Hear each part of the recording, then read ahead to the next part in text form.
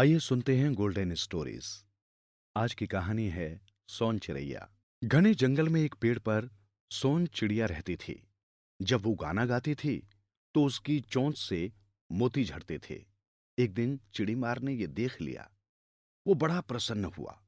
उसने मन ही मन में सोचा, वाह, आज तो मेरी किस्मत ही खुल गई।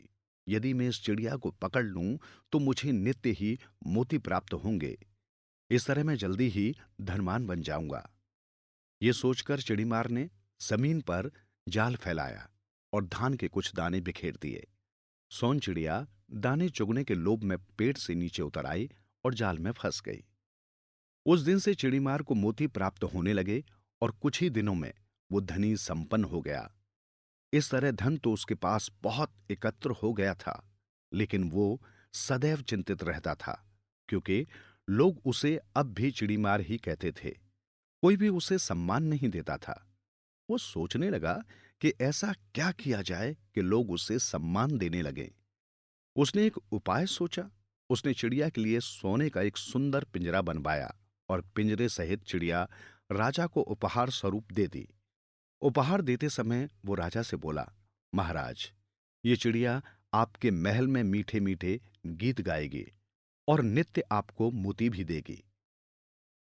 ऐसा विचित्र उपहार पाकर राजा बहुत खुश हुआ और उसने चिड़ीमार को दरबार में ऊंचा पद दे दिया। कुछ ही समय में राजा के पास भी मोतियों का ढेर लग गया। फिर राजा ने पिंजरे सहित वो चिड़िया अपनी रानी को दे दी। एक दिन रानी ने पिंजरे का दरवाजा खोला तो चिड़िया फुर से उड़ गई। रानी ने सोने का पिंजरा शाही सुनार को देते हुए कहा, इस सोने के पिंजरे से मेरे लिए सुंदर सुंदर गहने बनवा दो। स्वतंत्र होने पर सोन चिड़िया बोली, रानी मां, तुम धन्य हो जो मुझे स्वतंत्र कर दिया। तुम दयालु हो। पिंजरे में रहना मुझे अच्छा नहीं लगता था। ऐसा कहकर वो जंगल में उड़ गई और रानी के गुण गान करने लगी। इस कहानी से हमें यही शिक्षा मिलती है, पराधीनता भला किसे भाती है।